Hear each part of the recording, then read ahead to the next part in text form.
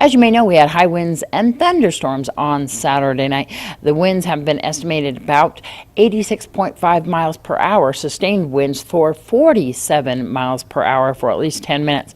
There's a wide array of damage throughout the town, especially in one particular area which came down from Mount Charleston through kind of a tunnel area past Wolfie's, ending up near the Calvada Eye and Ian Deutsch Memorial Park. We're going to speak to Fire Chief Scott Lewis about some of the damage.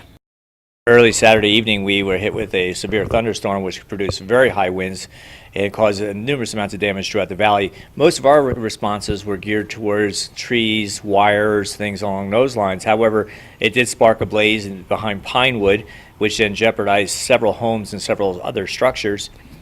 Crews made good progress on that, halted the fort, so there was no extension to the nearby exposure structures, and but it kept crews really tense for a few minutes because we were having winds well over 50 miles an hour and they were sustained.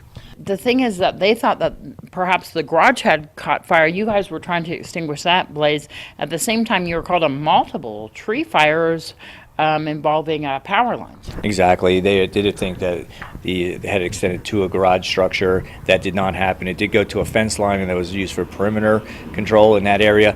Again, crews made a really good job of that. We had dictated our all hands. We exercised our mutual aid agreements in order to have resources coming in, because as you had mentioned, there was numerous calls going out at any given time.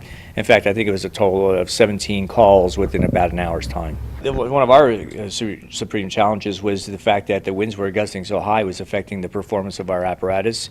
We had to slow it way down. We were facing dust out conditions where you literally could not see the road in front of you, debris crossing the roadways, including structures and such, as you and I had talked about a few minutes ago. A lot of hazards caused by the high winds. And how did everything turn out ultimately as far as damage throughout the town? I know a lot of tree damage. A lot of uprooted trees, a lot of down trees, power lines affected. So a lot of electrical equipment that Valley Electric was successfully endeavoring against. As you may know, that there's still a thunderstorm watch, and if we do get high winds, once again, you're urged to stay inside. If you do have any branches or any trees that might be of concern to you, of course, you would want to take care of those. This is Deanna O'Donnell for News 46.